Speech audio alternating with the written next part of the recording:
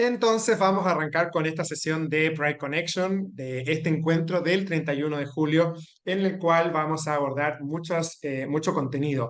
Uno de ellos es, por supuesto, hablar sobre la cultura de la pertenencia o esta migración, ¿no? De diversidad, de inclusión hacia pertenencia, ¿no? Que muchas empresas ya lo están debatiendo en este cambio, en este año más bisagra que ha sido 2025 y cómo seguir trabajando diversidad, equidad e inclusión.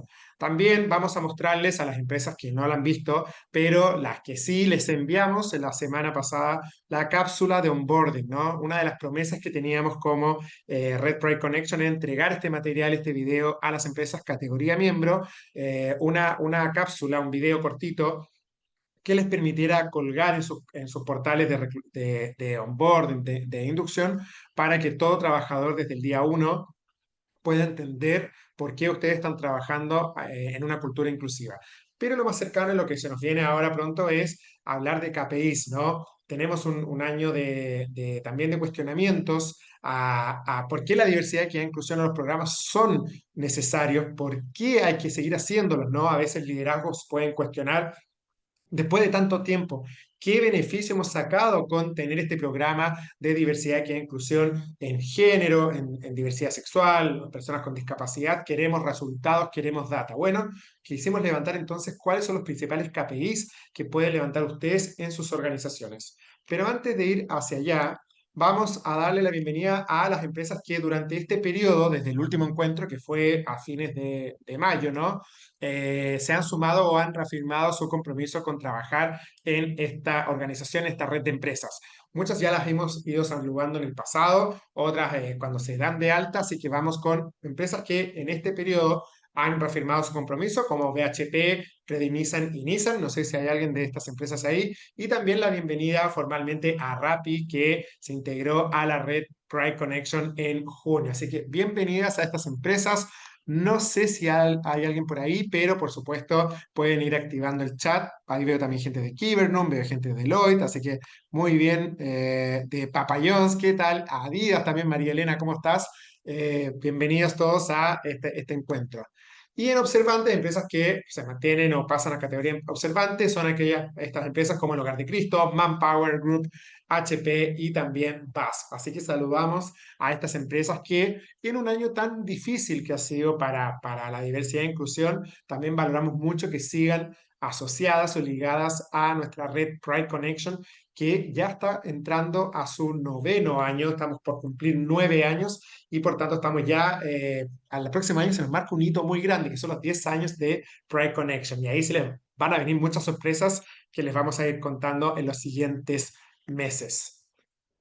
Bueno, entramos de lleno a uno de los contenidos del día de hoy, que es KPI, ¿no? Ya lo adelantaba diciendo, no, a veces nos cuestionan, nos pueden cuestionar nuestros liderazgos de, bueno, muéstrenme resultados, ¿qué han hecho todos estos años en diversidad, equidad e inclusión? Y nos dimos la tarea entonces como equipo de Pride Connection y Factor Diverso de levantar esos KPI, ¿no? Ver cuáles son los mejores KPI. ¿Y quién me acompaña hoy? Es parte del equipo de Factor Diverso, Geraldine Riquelme. Ella es analista senior de proyectos de diversidad, equidad e inclusión y quien lideró este proyecto que en unos días más les vamos a compartir en sus correos o a través de la comunidad de WhatsApp. Jerry, ¿cómo estás? Bienvenida, ¿cómo va este último día de julio? Muchas gracias, Emi. Ahí poniéndole todo el power para el día de hoy. Bueno, y hay expectativas respecto a esto. Sé que esto es una presentación bien acotada, porque créanme que el estudio es largo, largo, largo. Se las vamos a compartir, pero hoy vamos con una versión acotada para que podamos entender qué es lo que hicimos y qué les vamos a entregar. Tal cual. Hoy es un primer acercamiento con estos resultados que definitivamente, si bien el estudio es largo, los vamos a seguir trabajando. Así que en honor al tiempo, voy a comenzar ya con la presentación. Se le puedes dar ahí a la siguiente slide. ¿Qué tanto sabemos, pero de verdad, sobre el impacto que tienen nuestras acciones en la inclusión LGBTI en nuestras organizaciones? ¿Qué estamos midiendo y qué estamos dejando fuera? Estas fueron algunas de las preguntas que nos movilizaron a impulsar este diagnóstico junto con las empresas del Comité Estratégico de Pride Connection.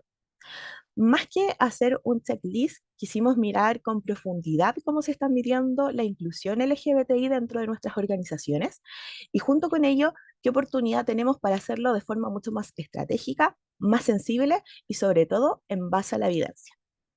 Dale,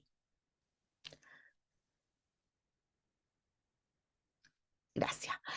Pero primero que todo, queremos agradecer sinceramente a las 8 empresas que integran el comité estratégico por sumarse con una apertura increíble y compromiso a este diagnóstico, porque más allá de responder la encuesta, lo que expresaron fue una disposición a mirarse con honestidad, a compartir aprendizajes y a construir en conjunto. Este gesto para nosotros es súper importante porque habla de un compromiso que va mucho más allá de lo declarativo y es precisamente este tipo de compromiso el que necesitamos para seguir avanzando hacia una inclusión mucho más profunda, coherente y transformadora, sobre todo en el contexto en el que estamos actualmente. Dale.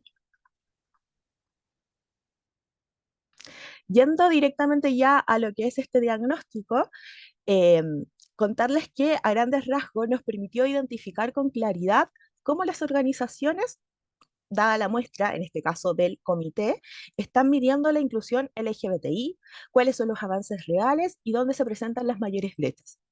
Más que, como les decía, un checklist, este análisis busca abrir un espacio de reflexión para potenciar la gestión con datos relevantes, sensibles y orientados a generar transformaciones culturales profundas.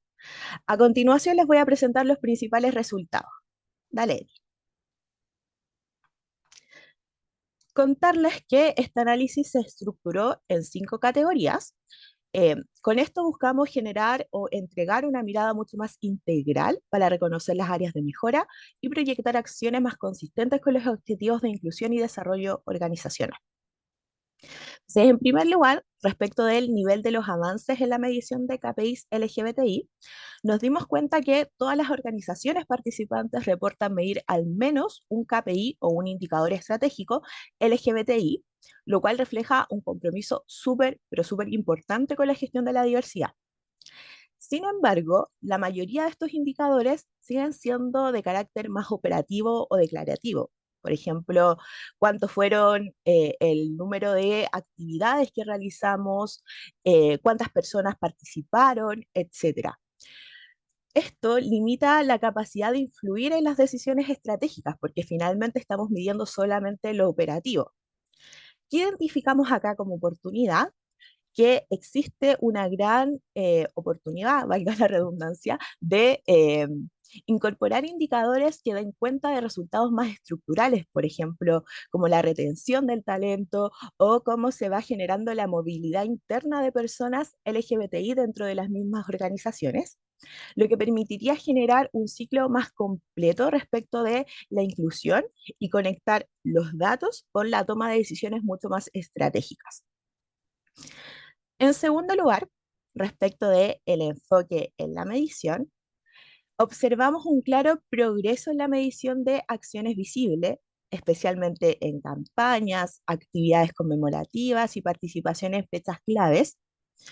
No obstante, sí logramos observar que esto aún es limitado a la evaluación, ya, o sea, no estamos midiendo cómo estas actividades que estamos realizando, si es que tienen o no un impacto más profundo, por ejemplo, en el clima laboral, en la confianza, en la seguridad psicológica de las personas de la comunidad.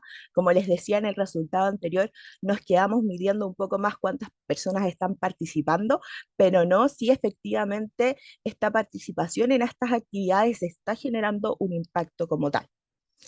Esto evidenció la necesidad de transitar desde una lógica centrada en lo declarativo hacia una evaluación de impacto. ¿Por qué es importante esto?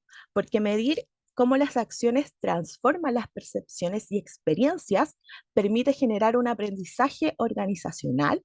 Por otra parte, tenemos retroalimentación efectiva y además aporta a los ciclos de mejora continua.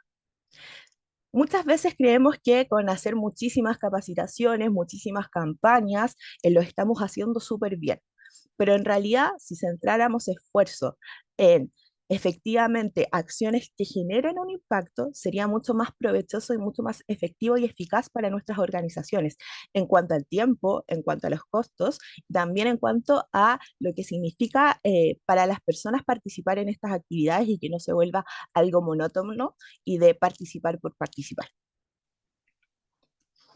En tercer lugar, respecto de la integración de los KPIs en la gestión organizacional, observamos un uso creciente de los KPIs como insumo para diseñar políticas, iniciativas inclusivas, lo que refleja un avance significativo en la gestión de la diversidad. O sea, efectivamente, los KPIs que están midiendo actualmente sí los están utilizando. El siguiente paso, que aquí identificamos como oportunidad, es integrarlos de una forma mucho más transversal en procesos estratégicos de la organización. Cuando los indicadores se conectan con dimensiones como el liderazgo, la cultura interna o el desarrollo profesional de las personas, se transforman en verdaderas palancas de cambio. Entonces acá la invitación, o lo que nosotros identificamos más como oportunidad, es efectivamente a no solamente tomar estos KPIs para generar políticas, sino que también para llevarlos, como le digo, a decisiones mucho más estratégicas. En, en cuarto lugar, respecto de los desafíos actuales en la medición, algo que a nosotros nos parecía súper relevante identificar, porque no es solamente integrar KPIs o indicadores estratégicos per se, sino que también queremos saber cuáles son las posibles resistencias o barreras que podemos identificar. Logramos observar que el principal obstáculo reportado para las organizaciones es la baja tasa de autodeclaración. Esto quiere decir que nosotros o desde las organizaciones efectivamente quieren levantar ciertos datos, pero las personas no están respondiendo a las encuestas o no están participando en los focus group o en el instrumento que sea. Ya hay una baja tasa de autodeclaración. Esto se relaciona directamente con la confianza de las personas al compartir estos datos, que son datos sensibles, con el entorno laboral. ¿Ya? También se identificaron otras barreras como preocupaciones sobre la confidencialidad de los datos, resistencias internas, a veces ausencia de metodologías claras y finalmente la capacitación de los equipos que están encargados también de aplicar estos instrumentos. Frente a este escenario, la oportunidad está en abordar esta medición de forma integral. O sea, no solamente como tener un instrumento, sino que también tenemos que fortalecer la comunicación interna, es decir, cómo le estamos comunicando a las personas la importancia de este instrumento, para qué vamos a utilizar los datos, por cuánto tiempo vamos a almacenar sus datos, etcétera. También por ahí desarrollando las capacidades técnicas de estos equipos. En el último tiempo han salido muchísimas leyes, tenemos que estar actualizados respecto de esto para que nuestros instrumentos también estén alineados con esa parte. Y finalmente, algo que nosotros también consideramos que es súper relevante es la creación de entornos psicológicamente seguros para que las personas se sientan libres de expresar, por ejemplo, su identidad de género y también sientan protección. O sea que esto no me va a volver una persona vulnerable, por el contrario, esto va a aportar a que mi entorno sea mucho más seguro. Y finalmente, respecto de las nuevas prioridades en la medición, que era algo en lo que, a lo que el comité le importaba mucho, esto de, bueno, sabemos que estamos midiendo, pero ¿cómo podemos ir un paso más allá? Un hallazgo especialmente significativo es el giro de estos indicadores más operativos, como les decía, a aperturarse a integrar otros indicadores que valoren aspectos como la percepción de seguridad psicológica, el bienestar, la efectividad de las capacitaciones, y algo que nos sorprendió desde Pride es que también existía un interés por medir el rol de las personas aliadas, algo súper también relevante. Este cambio refleja una visión mucho más madura respecto de la inclusión, que va mucho más allá del cumplimiento formal, como les venía hablando, y que se enfoca en condiciones reales de convivencia y desarrollo. La oportunidad es clara: avanzar hacia una gestión mucho más humana, interseccional y sostenible, que no solo mida lo que hace, sino también cómo las personas están viviendo su día a día en los entornos laborales.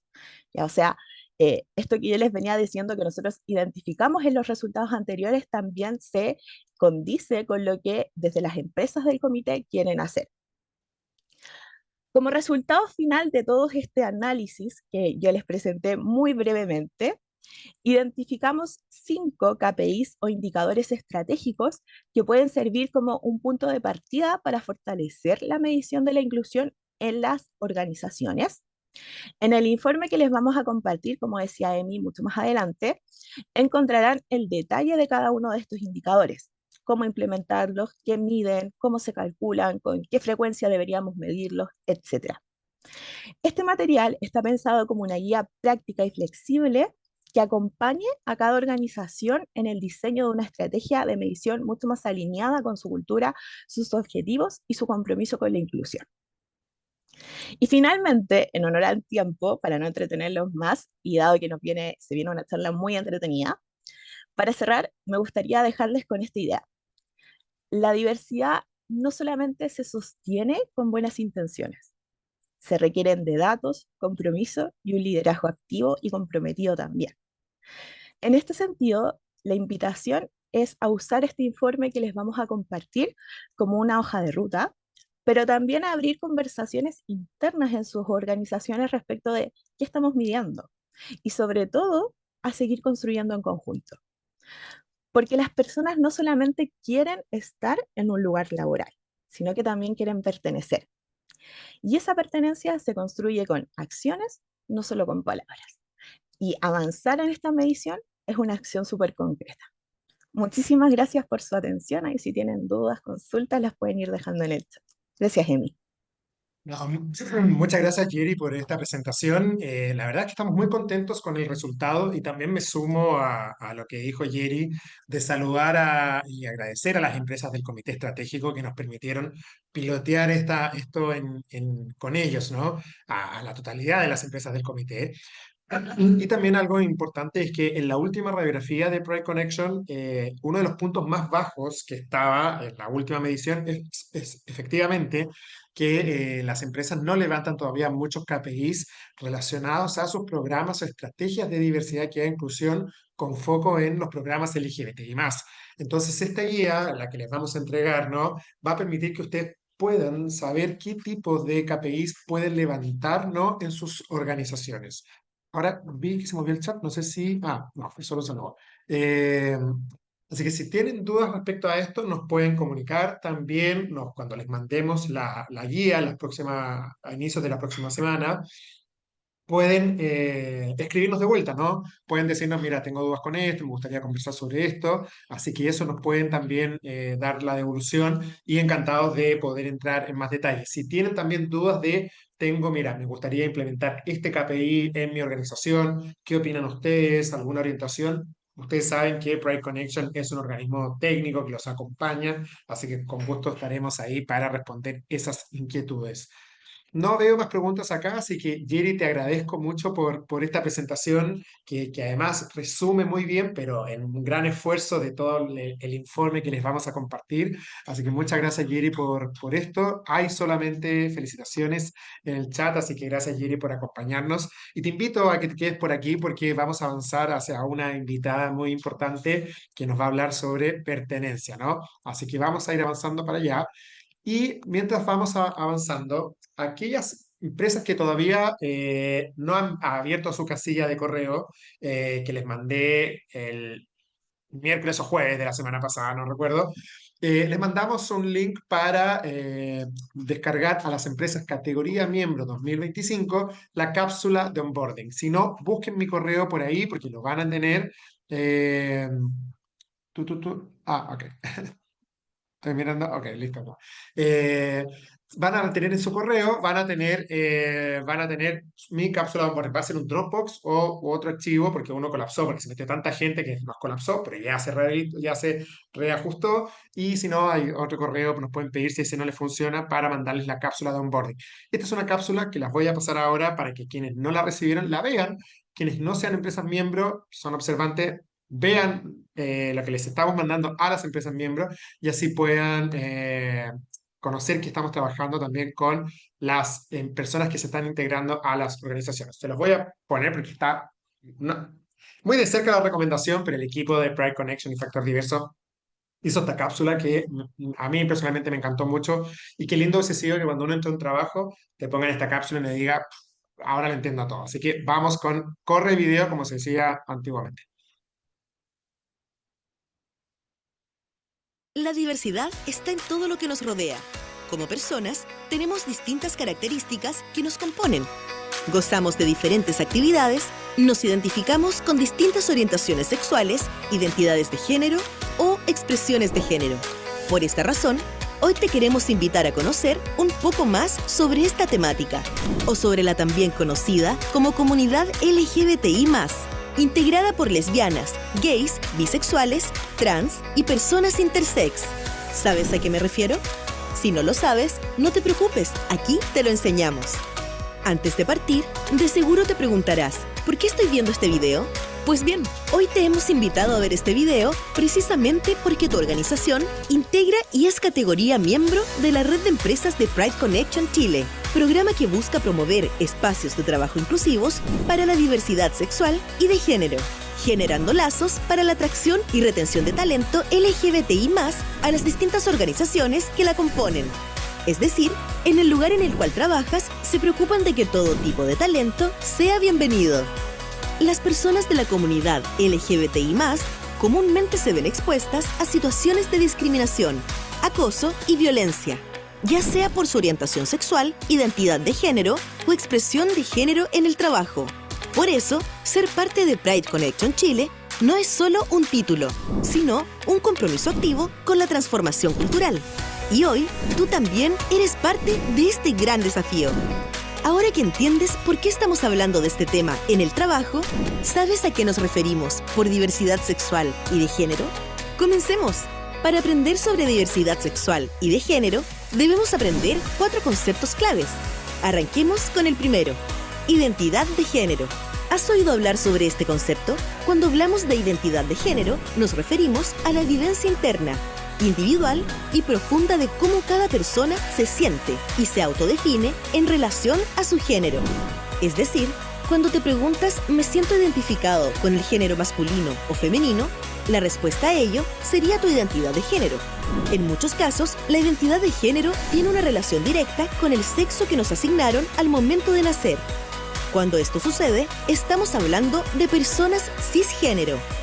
Sin embargo, no siempre existe esta correlación. Hay personas que viven esta situación. Su identidad de género no coincide con su sexo asignado al nacer, y a ellas las conocemos como personas trans. Y cuando nos referimos a la orientación sexual, el segundo concepto a aprender, ¿en qué piensas? Pues bien, la orientación sexual es la atracción que sentimos hacia otra persona, y puede ser afectiva, emocional y o sexual. Es decir, es la atracción a las personas que nos gustan y de las que nos podemos enamorar. Recuerda que todas las personas sentimos esta atracción, pero de distintas maneras. Por ejemplo, hay personas a quienes les gustan personas del género opuesto. Esta orientación es la heterosexual, generalmente la más conocida, pero por supuesto que no es la única. También existen otras orientaciones, como la homosexual, que es la atracción hacia personas del mismo género y pudiendo ser personas gays o lesbianas, o la familia de la bisexualidad, que es la atracción tanto hacia personas del mismo género como del género opuesto. Estas son algunas de las orientaciones sexuales, pero también podemos encontrar la pansexualidad, la asexualidad y muchas formas más. Ahora te invito a que mires a las personas que te rodean en este momento. ¿Cómo están vestidas? ¿Llevan maquillaje? ¿Accesorios o tatuajes? Pues bien, es la expresión de género de las personas que te rodean, siendo la forma en la que manifestamos nuestra identidad. Todas las personas tenemos una forma de manifestar el género con el cual nos sentimos identificadas. Pero ojo, una expresión de género no guarda necesariamente relación con tal o cual orientación sexual o identidad de género. Finalmente, ¿sabes a qué me refiero cuando hablo de sexo asignado al nacer? Cuando hablamos de esto, nos referimos a las características anatómicas, genéticas y hormonales que nos definen si somos hombres o mujeres, machos o hembras. Cuando nacemos, nos asignan un sexo u otro dependiendo de nuestra genitalidad. Sin embargo, también existen personas que tienen características de ambos sexos biológicos, que puede incluir anatomía, genética o carga hormonal. A estas personas las conocemos como intersexuales o intersex. Ahora que ya conocemos los 4 conceptos básicos, te podrás dar cuenta de lo importante que es utilizarlos para no incurrir en discriminaciones al interactuar con las personas que nos rodean. Recuerda también que el aprendizaje debe ser continuo, por lo que te invitamos a participar de todas las actividades y sensibilizaciones sobre la diversidad sexual y de género que tu organización o Pride Connection realicen. Y por supuesto, lo más importante, conviértete en uno o una agente de cambio.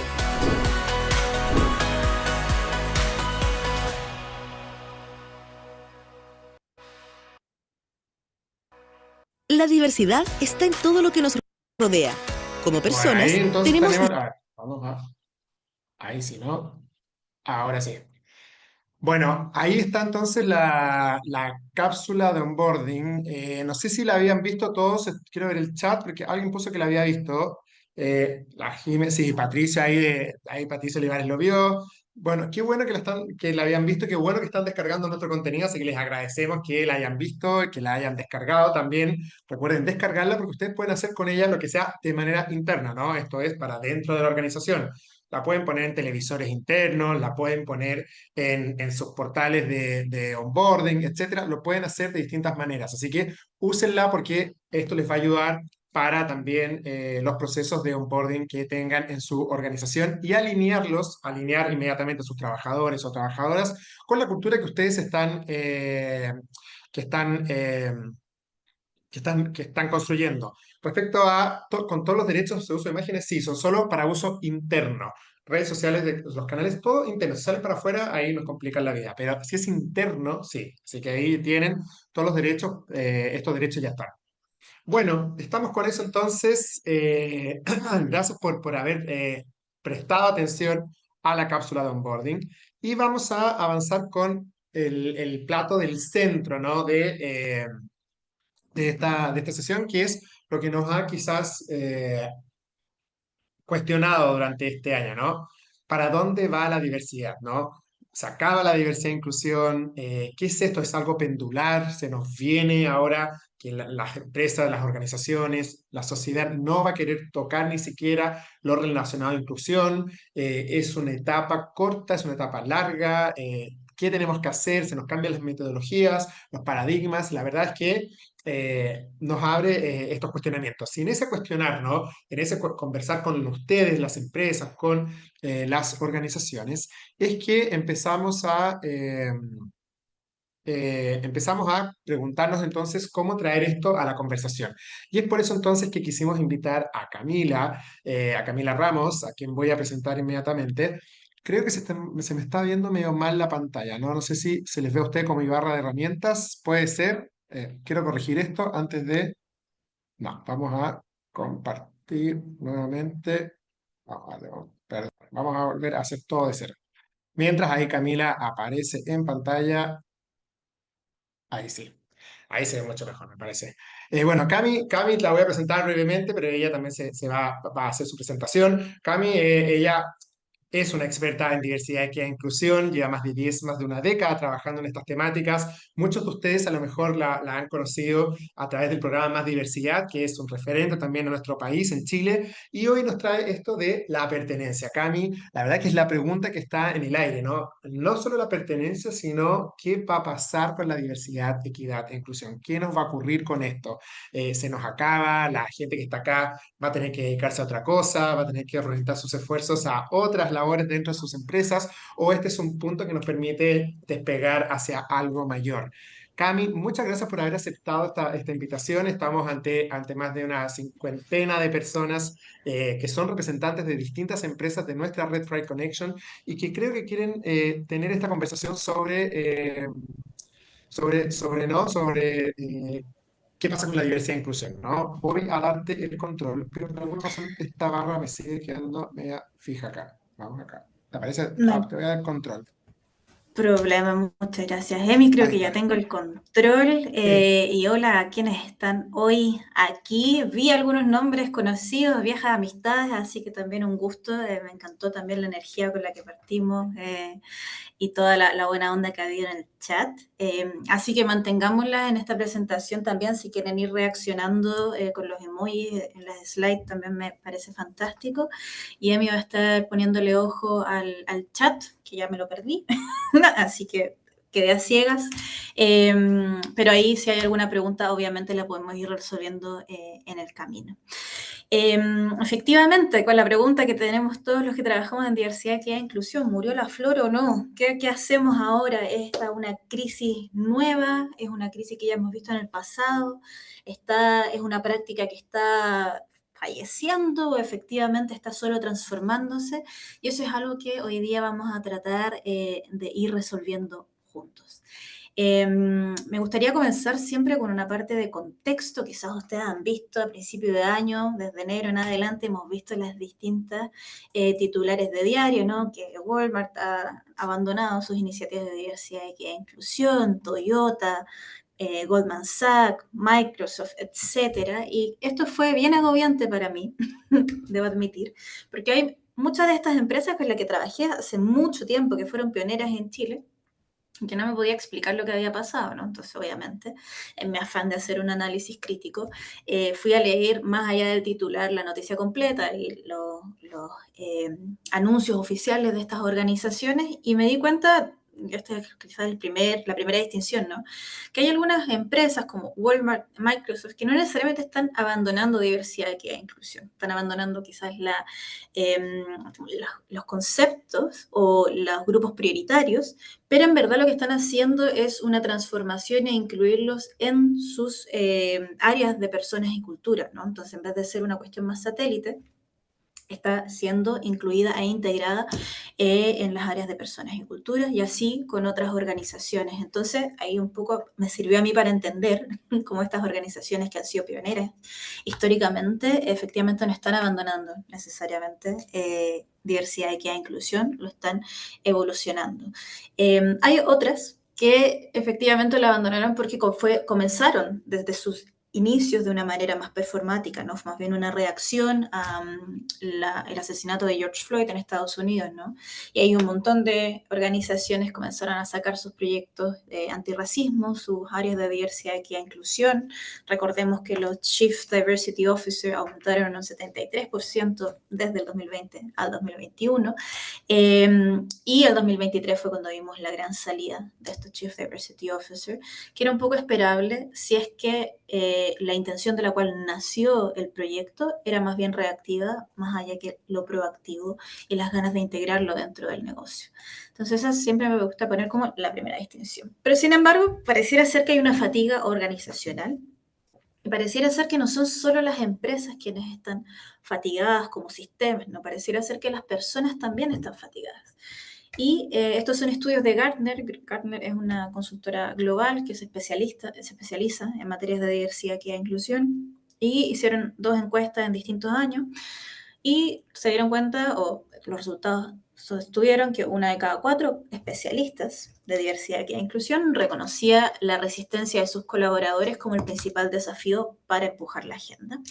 El 42% de los colaboradores resentía las iniciativas de diversidad, equidad e inclusión en su organización y de 42% de los colaboradores percibía las iniciativas de diversidad, equidad e inclusión como divisivas y el 44% concordaba con que un número creciente de colaboradores se siente alienado o alienada por las iniciativas de diversidad, equidad e inclusión. Y aquí, pregunta para comenzar a reflexionar, quizás esto les suena familiar de alguna manera. A mí, sin lugar a dudas, me sonó familiar. Me llamó mucho la atención lo alto de las percepciones de divisividad y alineación de una agenda que lo que busca o lo que debería buscar es todo lo contrario, ¿no? Es crear comunidad y crear este sentido de pertenencia para todas las personas, ¿no? Y en ese sentido, creo que es importante mirar con perspectiva la práctica de diversidad, equidad e inclusión, que era un poco lo que nos anticipaba Emilio, ¿no? ¿Es esta una crisis nueva? Y la verdad es que no. Diversidad, equidad e inclusión pareciera ser que es algo que comenzó quizás por allá por los 2000, 2010, pero la verdad es que es una práctica que desde los 60 ha comenzado a estructurarse en el mundo organizacional. En los 60 fue mucho más el enfoque legal de derechos civiles, pero fue cuando se comenzaron a prototipar los primeros talleres de sensibilización cultural, paradójicamente en las áreas militares de Estados Unidos, que era donde tenían mucho más tensiones raciales y necesitaban de alguna manera soslayarlas para poder realizar un trabajo conjunto. Luego, en la época de los 70, comenzaron las acciones afirmativas, particularmente en las universidades. Esto quiere decir poner cuotas para personas racializadas, para poder de alguna manera balancear o aumentar la representación de estas personas en las universidades. Y en los 80, fue una de las primeras crisis, se comienza a cuestionar estas acciones afirmativas y comienza toda esta retórica que lo adopta Ronald Reagan fue la primera persona que comenzó a hablar de la discriminación inversa, ¿no? Y cómo estas acciones afirmativas, estas cuotas, efectivamente lo que estaban haciendo era atentar contra la meritocracia, que es algo que vamos a ver también, un concepto que es interesante, cuestionarlo en sí mismo, y que de alguna manera alienaban a la mayoría de estudiantes, en este caso blancos, ¿no? Esto quizás se acuerdan que en 2023 pasó también en Harvard, donde se volvió a cuestionar y se llegó a la Corte de Estados Unidos y creo que lo ganó, quien estaba diciendo, un estudiante blanco, diciendo que las cuotas hacia personas latinoamericanas, negras y asiáticas finalmente lo estaban dejando a él fuera, porque él no pertenecía a estas categorías y aun cuando era un excelente estudiante no podía acceder a la educación. Y dado esa batalla judicial que la gana, es que Harvard elimina sus acciones afirmativas, lo que de alguna manera va a generar un impacto que no vamos a ver ahora, lo vamos a ver en 20 años más, porque si vemos cómo efectivamente la acción afirmativa impactó en el acceso a comunidades históricamente marginalizadas, tiene un impacto bastante significativo, ¿no?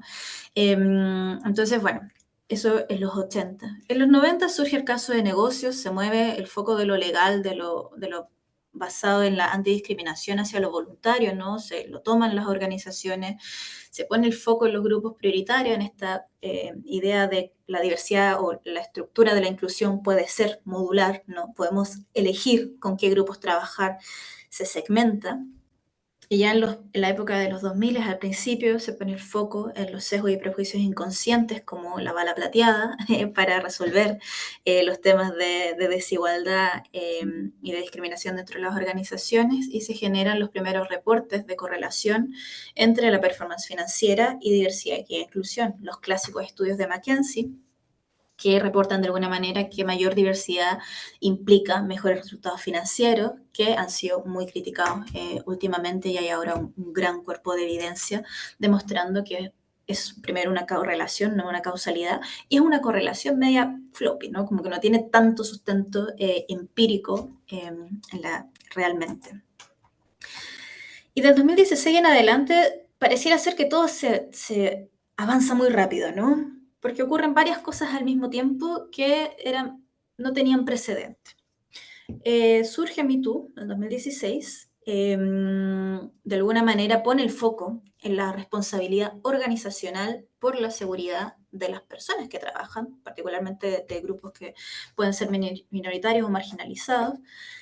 Tenemos una pandemia que nos obliga a cambiar las formas de trabajo, a poner foco a poner foco en la distancia social. Ese mismo año ocurre el asesinato de George Floyd, que pone también el foco de nuevo en las tensiones raciales, pareciera ser que no las habíamos superado en los 70, 80, y las Naciones Unidas establecen el concepto de la policrisis como una constante de nuestra época, vale decir, la ocurrencia simultánea de distintas catástrofes que pueden ser naturales, desastres, guerras, crisis económicas, etcétera, y que de alguna manera ha sido la constante que hemos venido viviendo en los últimos 5 años post pandemia.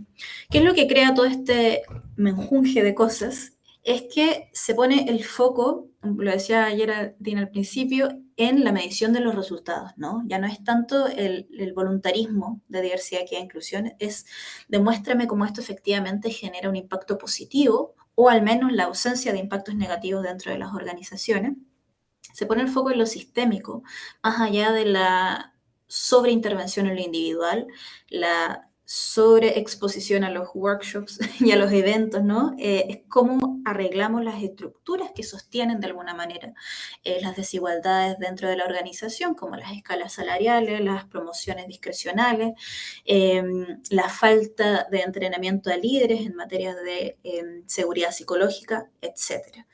Entonces, de alguna manera, le ponen un foco bastante grande a la práctica de diversidad, equidad e inclusión y hace un llamado a incluirle mayor rigor a la práctica y abandonar de alguna manera lo performático, que es declarar que se va a hacer algo sin hacerlo realmente, ¿no? Para mí es importante que tengamos esta línea de tiempo en nuestras mentes como personas que trabajamos en diversidad, equidad e inclusión, porque, como dice George Santayana, si no conocemos nuestra historia, estamos condenados a repetirla. Y de repetición ha habido bastante en la historia de diversidad, equidad e inclusión. ¿Qué es lo que hemos aprendido hasta ahora y en estas 5 décadas que hemos visto, que les mostré al principio? Ha habido un énfasis en los cambios individuales, más que en los cambios estructurales dentro de la organización. Ha habido una falta de medición de resultados o de impacto.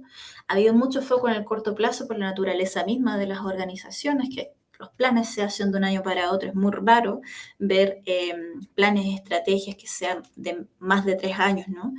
En el mejor de los casos, en diversidad, equidad e inclusión. Mucha resistencia al retroceso, esta idea del péndulo que mencionaba Emilia también al principio, que al final cuando hablamos de justicia social estamos hablando constantemente de ese movimiento pendular.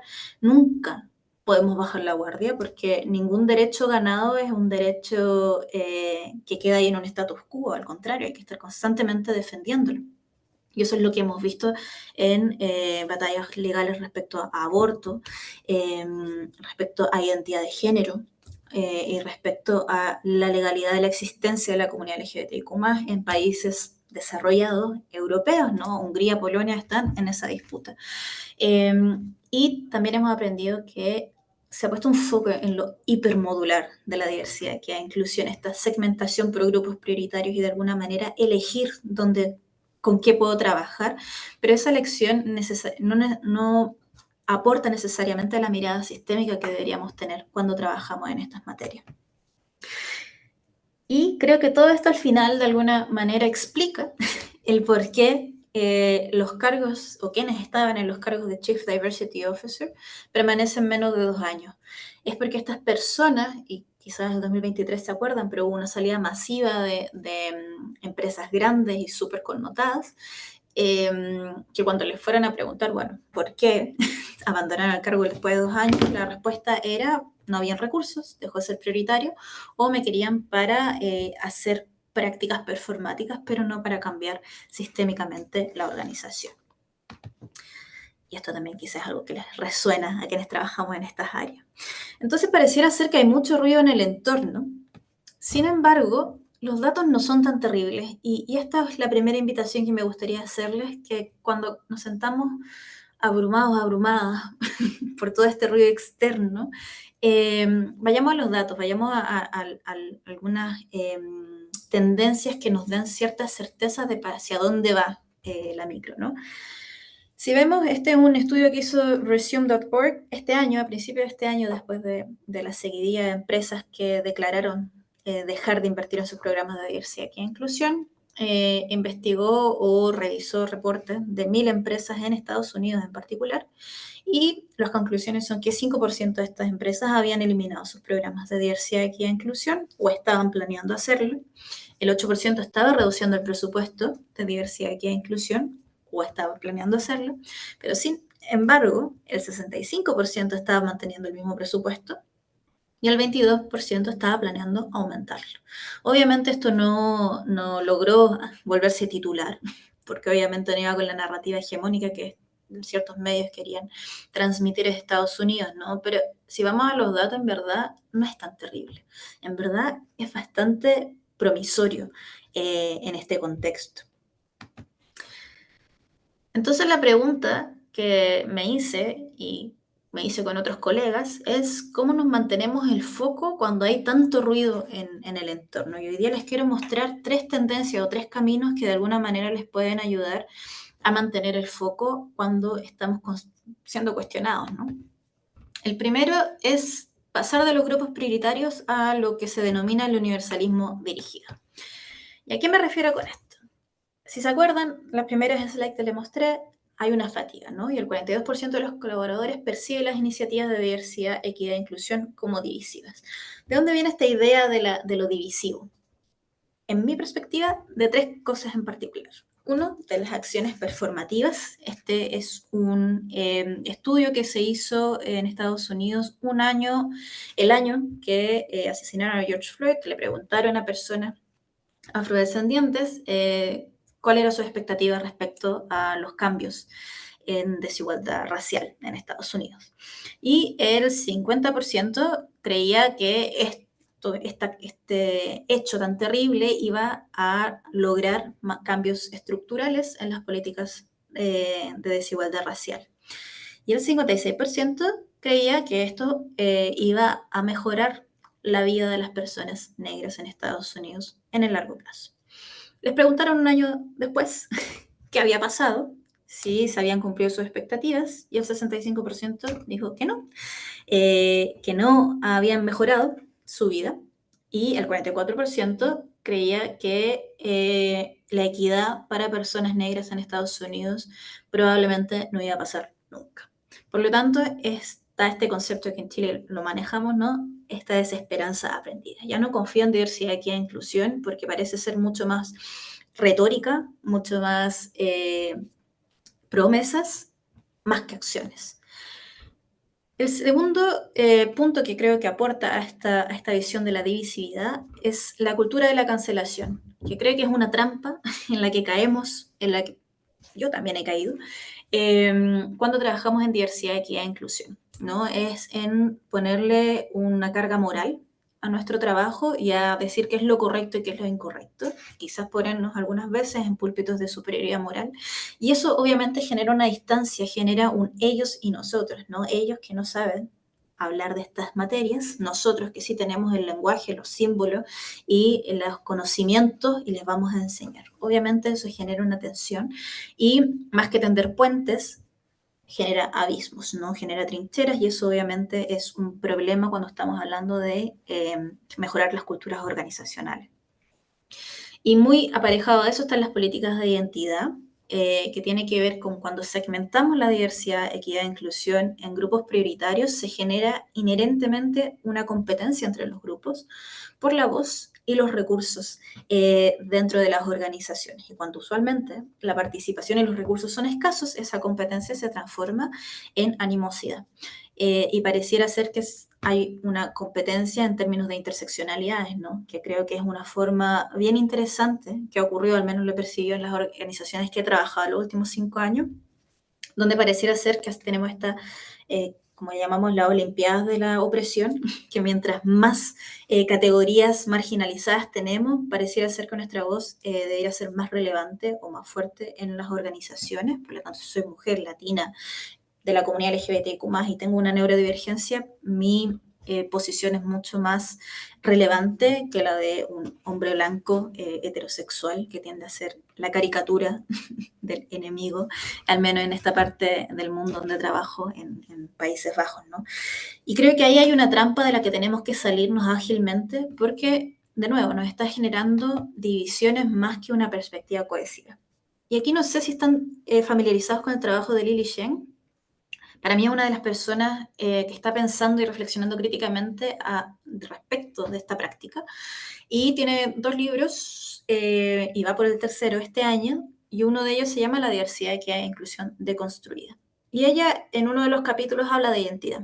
Y menciona que al final se ha utilizado la identidad como un argumento moral, pero en verdad solamente nos posiciona de manera distinta en una organización y nos ofrece ventajas y desventajas dentro de sistemas mucho más amplios. Cambios, por supuesto, el poder al que tenemos acceso y nuestra capacidad para comprender experiencias similares, ¿no? La experiencia vivida, y diferentes a las nuestras, pero no nos hace mejores ni peores personas. Y de hecho dice, una de las trampas es que usualmente a las personas de identidades marginalizadas las ponemos automáticamente en estos grupos de afinidad de diversidad, equidad e inclusión, o los embajadores de diversidad, equidad e inclusión, o quienes lideran estas iniciativas, pero no necesariamente las personas que están más preparadas en términos de competencia. Probablemente no les interesa la diversidad, equidad e inclusión, no porque tenga ciertas identidades, voy a estar alineada con la perspectiva de justicia social, o me va a interesar tomar el cargo de diversidad, equidad e inclusión con todo lo que implica, ¿no? Esto no es necesariamente facilitar el éxito de estas personas, es más bien posicionarlas en espacios que probablemente van a fracasar o van a entrar en burnout, que es algo que ha sido investigado en los últimos años. Y si les interesa el tema de las políticas de identidad y las trampas, y como en la parte teórica, les dejo 2 libros que para mí han sido súper interesantes de revisar.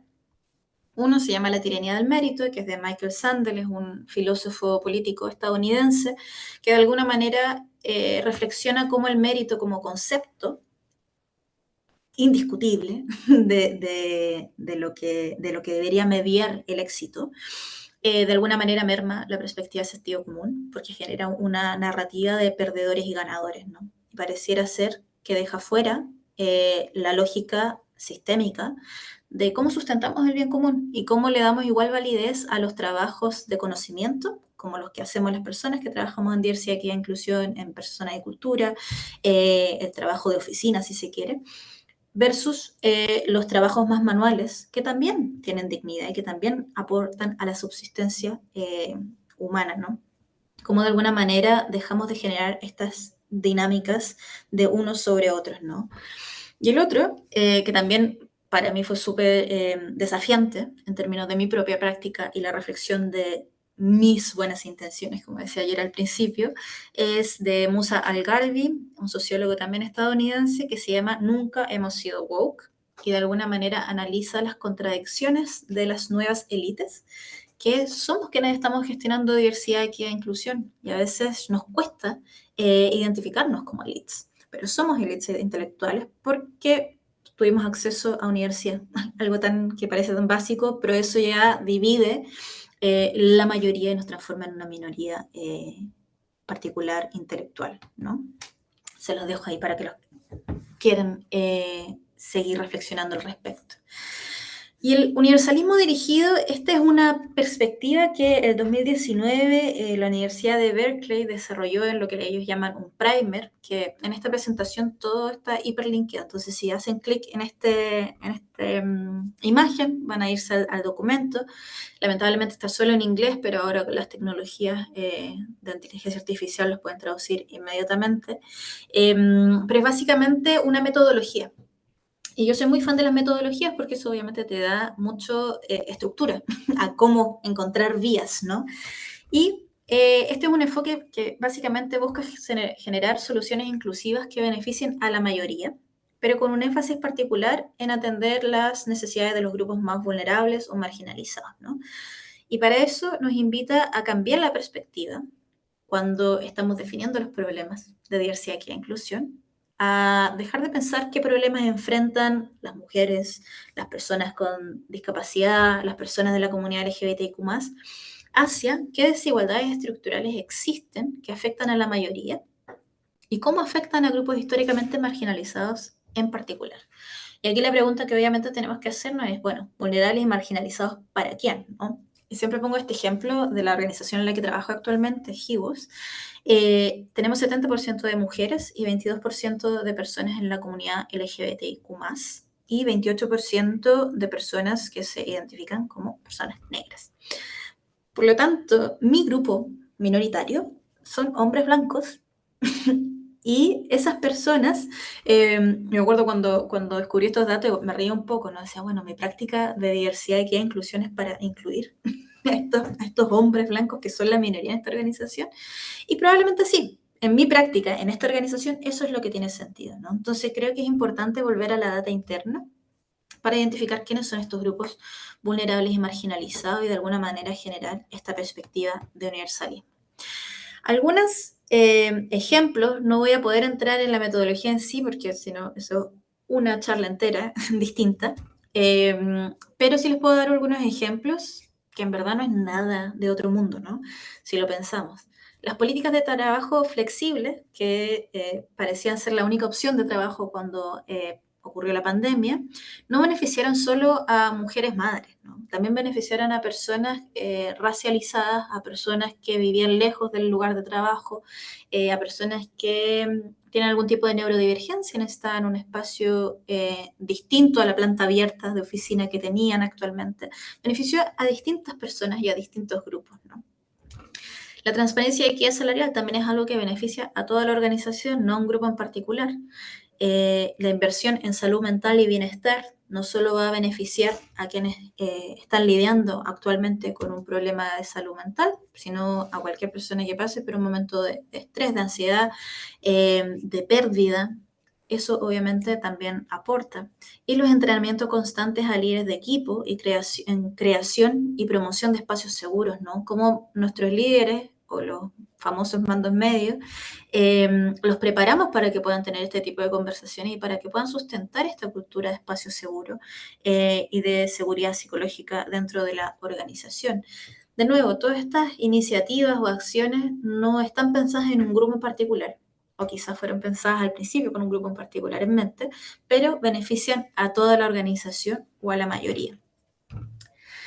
La segunda tendencia es también lo que decía ayer al principio, ¿no? Cómo pasamos de las actividades a los resultados. Y aquí, súper concreto, quizás personas que vienen de las ciencias sociales han visto este modelo, es un modelo de marco lógico, se ocupa mucho en organismos internacionales, que básicamente hace un seguimiento o una estructura de un proyecto basado en los recursos, las actividades, los productos, los resultados y los impactos. Y lo que podemos planear en esta perspectiva son los recursos y las actividades. Los productos, los resultados, los impactos son usualmente los resultados esperados, pero no tenemos tanto poder al respecto de esos cambios, ¿no? Y creo que a mí lo que me interesa de este modelo en particular son dos cosas. Uno es que le pone una línea de tiempo. Dos es que distingue los resultados de los impactos. Usualmente hablamos de impactos, de medir el impacto, pero el impacto es un cambio sistémico. Por lo tanto, es la suma de distintas acciones y resultados y usualmente no dependen únicamente de la organización. Depende probablemente también de políticas públicas, legislaciones, coaliciones, etc. Entonces, creo que es interesante el tener esa perspectiva también. Y aquí les traigo un ejemplo. Este es un ejemplo que me ocurrió a principios de este año, ¿no? Me pidieron o me dijeron mi equipo ejecutivo, queremos aumentar nuestro conocimiento organizacional respecto a diversidad, equidad e inclusión. Y yo, perfecto, los recursos que necesitamos son la especialista de diversidad, equidad e inclusión, un recurso, recursos online, acceso a ciertas plataformas de investigación donde yo pueda tener esos papers y poder enviárselos a las personas que participen, software de gamificación, solo para ponerle una perspectiva de engagement a la dinámica, ¿no? Si lo vamos a hacer online, para que sea más dinámico, y un software de reuniones online que no lo teníamos al principio de año en esta organización en particular, porque estaba muy basado en los hubs regionales, ¿no? Y no había tanta dinámica entre regiones. Luego, las actividades, una encuesta pre y programa, porque así puedo medir los resultados, si hubo un cambio, y las sesiones de aprendizaje.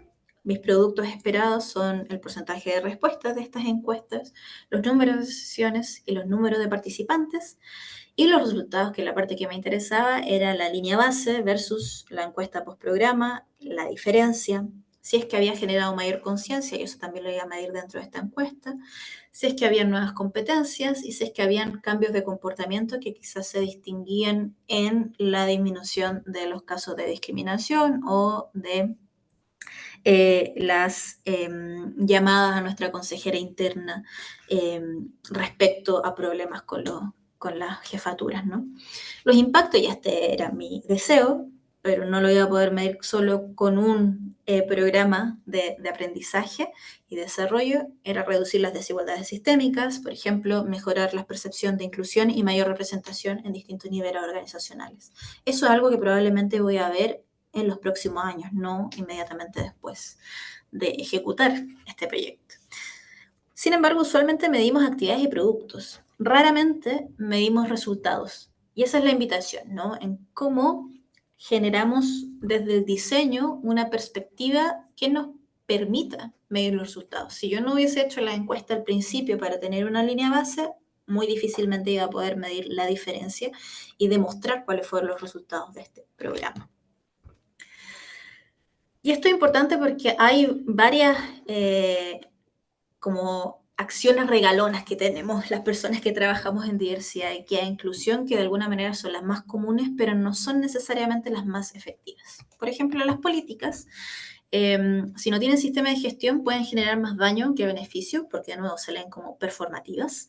Y en organizaciones que tienen políticas genéricas de diversidad, equidad e inclusión, lo que ocurre, y esto todo lo que tiene numerito está basado en investigación, lo que ocurre es que las personas de los grupos privilegiados o mayoritarios tienden a percibir menos la discriminación, se perciben a sí mismos como menos discriminadores y no cambian el comportamiento. Por lo tanto, las personas que están en los grupos más marginalizados perciben mayor discriminación, lo que es bien contraproducente si lo pensamos, ¿no?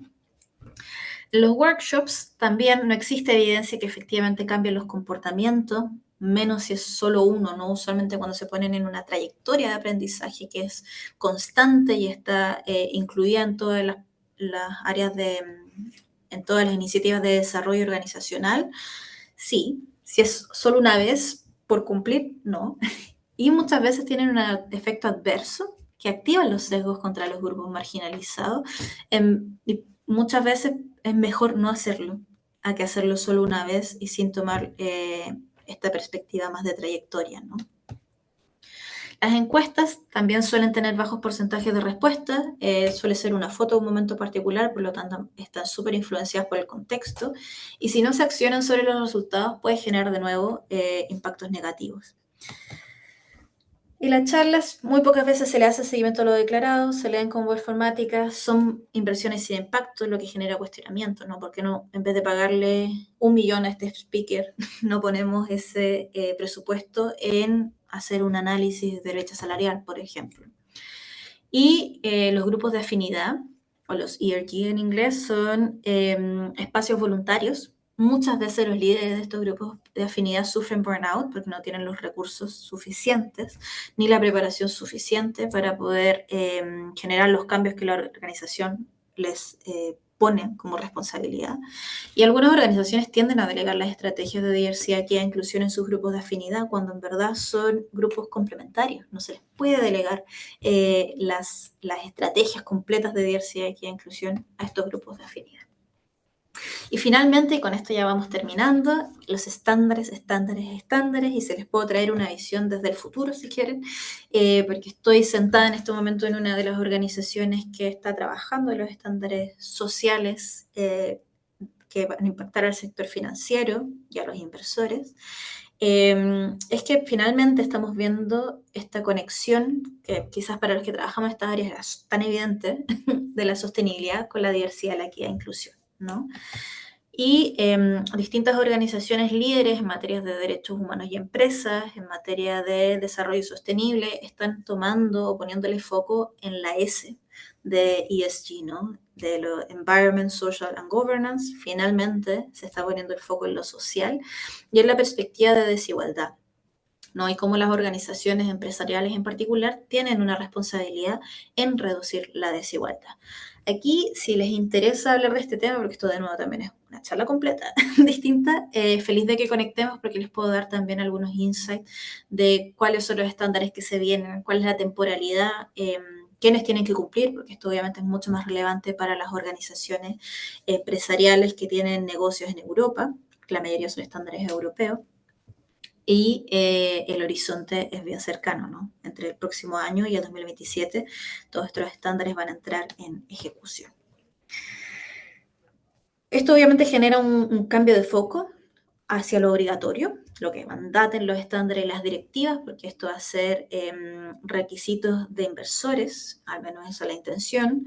Se va a poner mucho más foco en lo medible y en el impacto positivo o la ausencia de impacto negativo demostrable, ¿no? Con datos, con KPIs, y hacerlo reportable en el lenguaje de los estándares y las directivas, que es bien poco ambiguo, es súper concreto y es súper directo. Entonces, de alguna manera, las empresas van a tener que adaptarse a este nuevo lenguaje y el crear acciones que de alguna manera puedan ser reportables en estos nuevos estándares. Entonces, para ir concluyendo, hay algunas recetas que funcionaron en los últimos años, pero ya no, porque hay mucho escrutinio público, como el caso de negocios. Ya está ampliamente demostrado que más que generar inclusión, lo que genera es división, ¿no? Personas de los grupos marginalizados tienden no a aplicar a las organizaciones que tienen este lenguaje más bien transaccional respecto a diversidad, equidad e inclusión.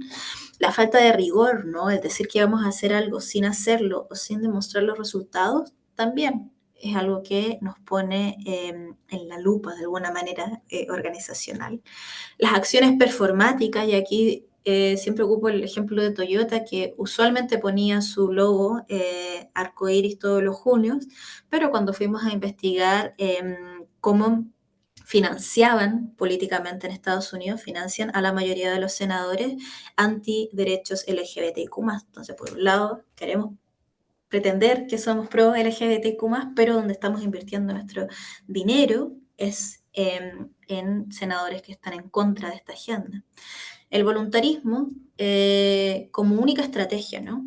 Diversidad, equidad e inclusión, como requiere más rigor, requiere a alguien que esté leyendo las tendencias, analizando los datos, desarrollando estas metodologías. Por lo tanto, no podemos pedirle a un grupo de voluntarios que no tienen reconocimiento formal dentro de las organizaciones que generen este tipo de acciones. Y los grupos prioritarios descontextualizados, porque el horizonte es hacia el universalismo dirigido, que de alguna manera reduce el riesgo de la división y la alienación de otros grupos que probablemente no están históricamente marginalizados, pero que sin embargo requieren de pertenencia, ¿no? Y siempre me gusta traer a Max Neef a esta discusión, porque es uno de nuestros grandes economistas chilenos, que de alguna manera la pirámide de Maslow de las necesidades ha sido más popular, pero creo que la de Max Neef es mucho más holística. Y él de alguna manera menciona que el sentido de pertenencia es una necesidad humana universal. Y aquí la invitación es esa, ¿no? No es un patrimonio exclusivo de los grupos históricamente marginalizados, que de alguna manera esta trampa de identidad en la que hemos caído. Entonces la invitación es que pensemos cómo podemos nutrir esta necesidad humana universal, obviamente generando distinciones con grupos marginalizados, porque la desigualdad histórica existe. Pero tenemos que caminar de alguna manera hasta este horizonte de universalismo dirigido. De otra manera, solo vamos a seguir creando trincheras en vez de puentes dentro de nuestras organizaciones. Así que eso es lo que traje hoy día. Les invito a que conectemos si es que no estamos conectados. Estoy en LinkedIn con mi nombre completo. Y mi nombre completo también es mi correo, así que si quieren seguir la conversación o si tienen preguntas, dudas, comentarios, feliz de seguir en diálogo. Así que te agradezco, Emilio, por la invitación y les agradezco a todos quienes están hoy día por su atención y por sus comentarios. Y si tienen preguntas, me quedo aquí un ratito más también. Sí, Cami, muchas gracias por la presentación. Hemos visto ahí que la gente está muy atenta con la info. Yo no podía ver el chat porque tú tenías el control, así que ahora voy a ver algunas. No, la gente que está muy interesante, claro, la gente que se tuvo que ir a las 10 algunos, pero yo creo que este es el momento que si alguien tiene preguntas respecto a esta presentación, y si no, por supuesto, ahí están los contactos de Cami, pero ha sido muy interesante porque quizás para muchas personas que están acá viendo la sesión, hay algo de esperanza, ¿no? De que esto no es algo que se acaba. Yo creo que muchas personas ya lo van sintiendo así porque el primer trimestre fue bastante duro, ¿no? Fue cuando pega el golpe de esto se acaba, se empieza a desmantelar, sobre todo por el poder de influencia que tiene todavía Estados Unidos y lo que ocurre en Estados Unidos muchos niveles, pero sobre todo a nivel corporativo, ¿no? Lo que sucede en la economía de Estados Unidos y las empresas de Estados Unidos sigue pegando en el resto del mundo y particularmente en América Latina. Y cuando vemos también el contacto que hemos tenido con empresas durante el primer trimestre, es cuando más el pánico corrió, ¿no? Como qué va a pasar, estamos congelados, no nos han dicho nada. Y de a poco, con el correr del año, hemos visto que se han ido liberando, ¿no? Decisiones de las matrices, presupuestos, lineamientos. Y creo que esta charla, esta presentación que has hecho, Cami, da esa luz de esperanza, ¿no? Como que efectivamente esto no se acaba, esto viene hace tiempo trabajándose y viene hace tiempo también de manera pendular y es necesario el trabajo que hace cada una de las personas que están conectadas acá en crear espacios inclusivos, pero también seguros para todo tipo de talento. Ahora, qué bueno eso que mencionabas, porque mira, ni que lo hubiésemos diseñado así, el tema de la data, ¿no? De levantar data, y con el caso que tú medías o traías de tu realidad laboral, ¿no? De que lo que se considera la mayoría termina siendo en tu organización la minoría y que el foco se tiene que reenfocar ahí en el hombre blanco, ¿no? Y eso está bueno el levantamiento de data, ¿no? El KPI, el conocer quiénes son, integran tu organización, hacer encuestas de caracterización y saber a quiénes le estás hablando y cómo va cambiando tu público y tus enfoques. Yo no sé si alguien acá. Hablan de la grabación, sí, la grabación siempre la van a tener, chiques, siempre la van a tener, así que se las vamos a compartir, yo creo que ya es lunes, vamos a mandar esto, también la guía de KPIs, para que ustedes, pero lo importante, si quieren tomar contacto con Cami, que Cami vaya a sus sesiones, etcétera, pueden contactarla ahí directo con su Gmail o su LinkedIn, también seguirla, porque es una experta, lleva más de 10 años trabajando en diversidad e inclusión, así que para nosotros es un privilegio haber contado contigo, Cami, en esta sesión. Muchas gracias, Emi, y sigan haciendo el gran trabajo que hacen. Obviamente conozco a Pride Connection desde años, años, vi cuando Sí, nacieron, así que me parece sí. fantástico también ver todo lo que han logrado y no está muerta, la diversidad no está muerta, no está de parranda tampoco, y lo que necesitamos es básicamente mayor foco. Así que nada, quedo dispuesta para cualquier otra conversación y te agradezco de nuevo a ti y al equipo. Sí, muchas gracias, Cami. Creo que me quedo con eso. No está muerta, no está de parranda, pero vamos a volver a que estemos de parranda. Gracias, Cami, por tu espacio, por tu conocimiento, por compartirlo con nosotros y te invitamos más adelante a una nueva sesión junto a Pride Connection. Sin Éxito. problema. Chao, chao. Chao, chao, Cami. Gracias a ustedes por estar acá. No se nos vayan.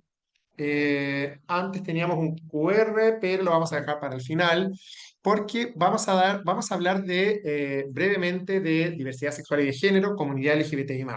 Para que ustedes sepan, el Instituto Nacional de Estadísticas está en este momento con una encuesta de manera virtual para levantar información, ya que hoy justo estamos hablando de caracterizar también, ¿no? Que es importante saber a quiénes tenemos en nuestras organizaciones, en nuestro entorno.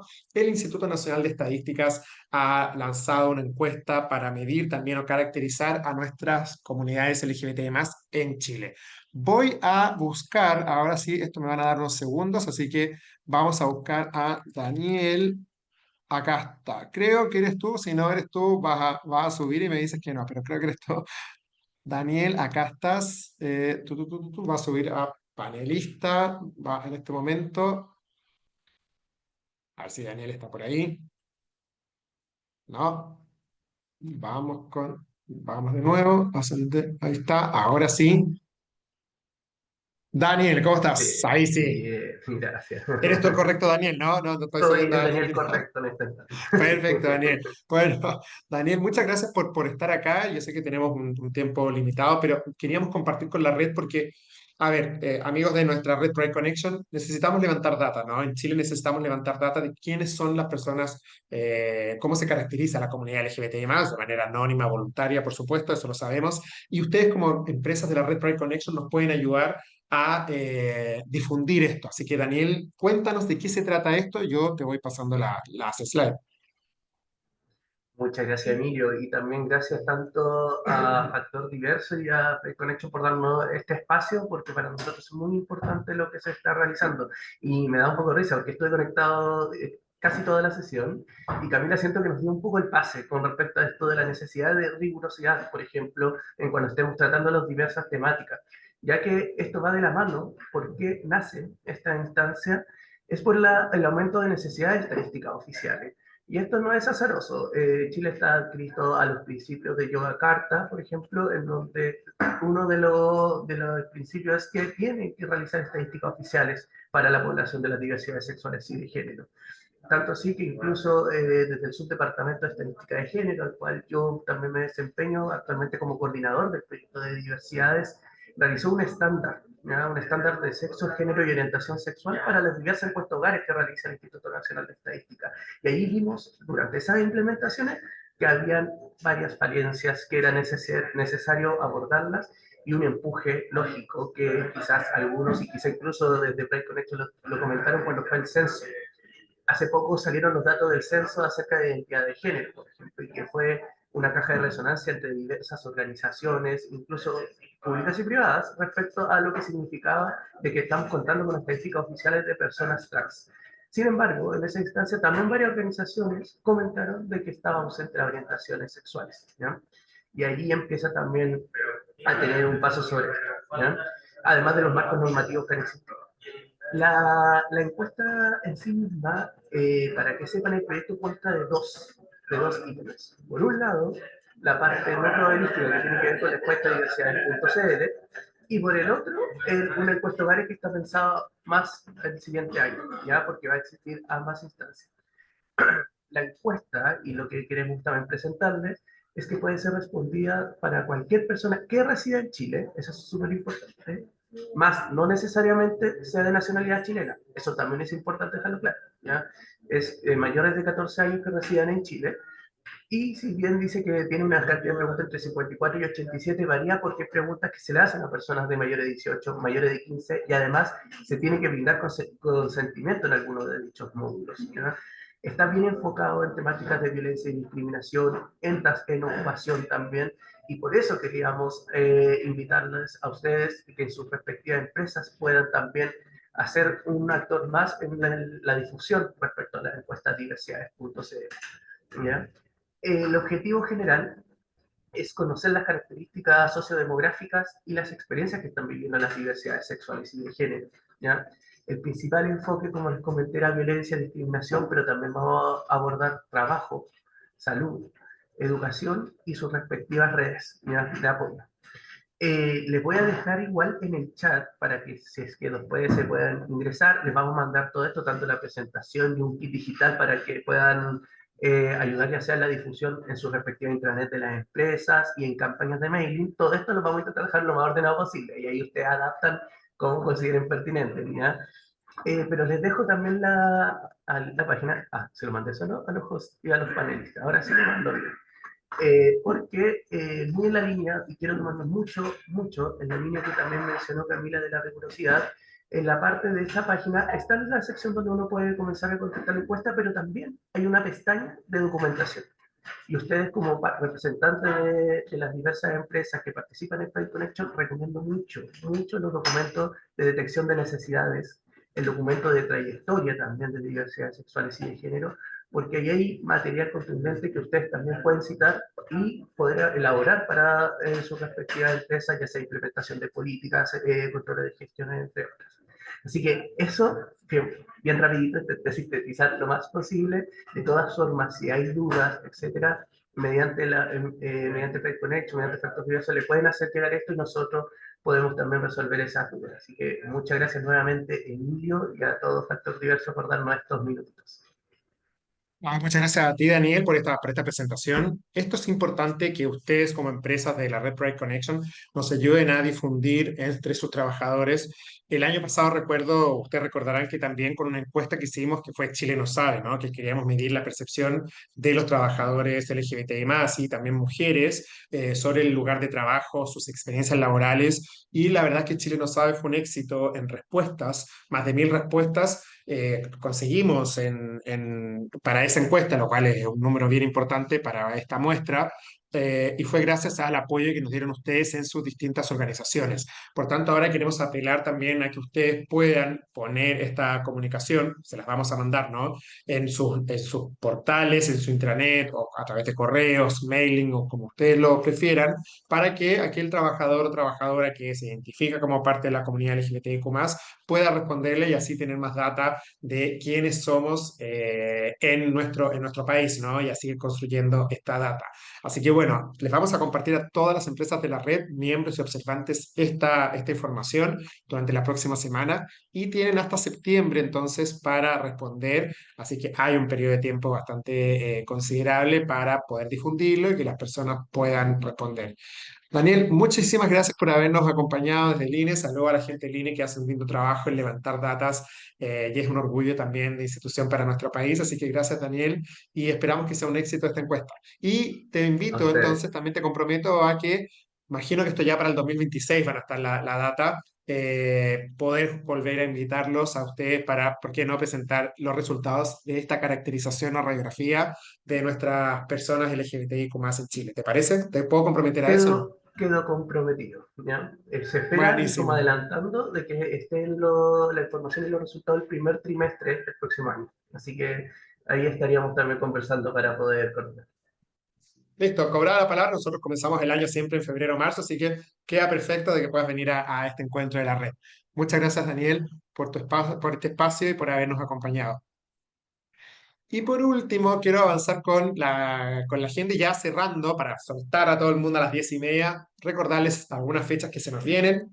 Para las empresas que están en el programa de mentorías Interempresas LGBTI+, la primera semana de agosto, es decir, ya la próxima semana, perdón, me perdí, ya llegamos a agosto, no lo puedo creer.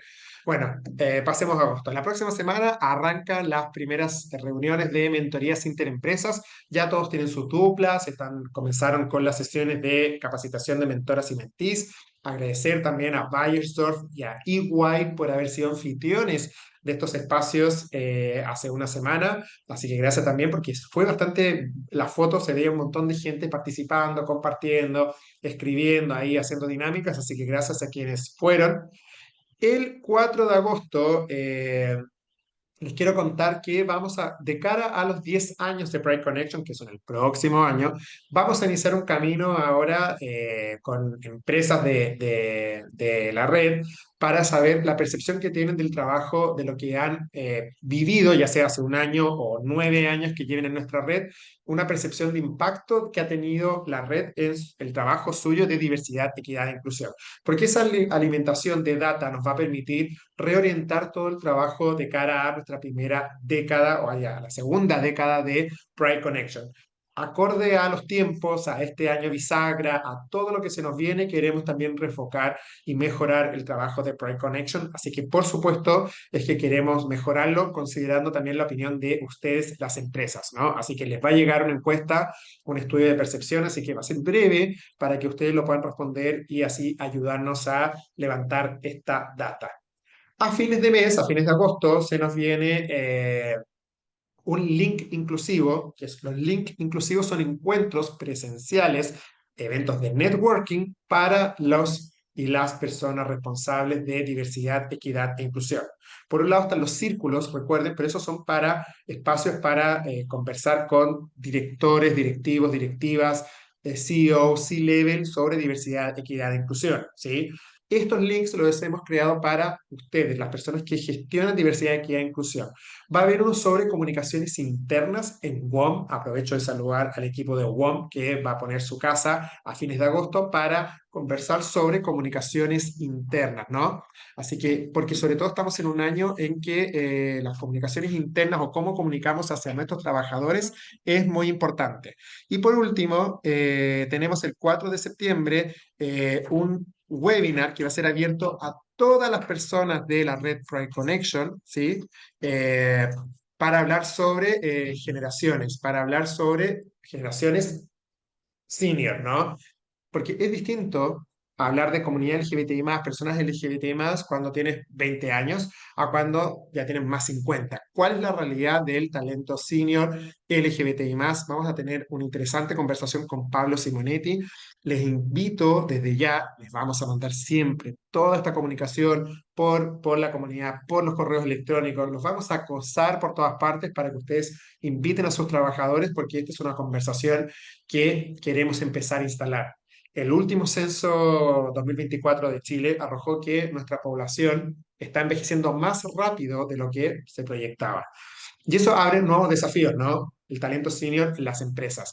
Y como Pride Connection, obviamente su foco es comunidad o personas LGBTI+, bueno, las personas LGBTI+, también envejecemos, también tenemos más 50. Por lo tanto, ¿qué pasa con este grupo dentro de la comunidad LGBTI+, en los lugares de trabajo? Por lo tanto, queremos abrir esa conversación abierto a cualquier empresa de la red. Dicho todo lo anterior y como que si me hubiese ensayado este encuentro, hemos terminado a las 10:30 en punto. Quedan todos liberados, liberadas para volver a sus reuniones, a sus jornadas. Les quiero agradecer por haber estado hoy día junto a nosotros. Fue una sesión de mucho contenido. Espero que hayan tomado muchas notas. Como siempre, les vamos a mandar el material a inicios de la próxima semana. El video también va a estar en nuestro canal de YouTube, así que quiera repasar todo esto, lo va a poder hacer. Muchas gracias a todos y todas por estar hoy día con nosotros. Espero que estén teniendo o vayan a tener un buen cierre de semana y les mando un abrazo. Chao a todos.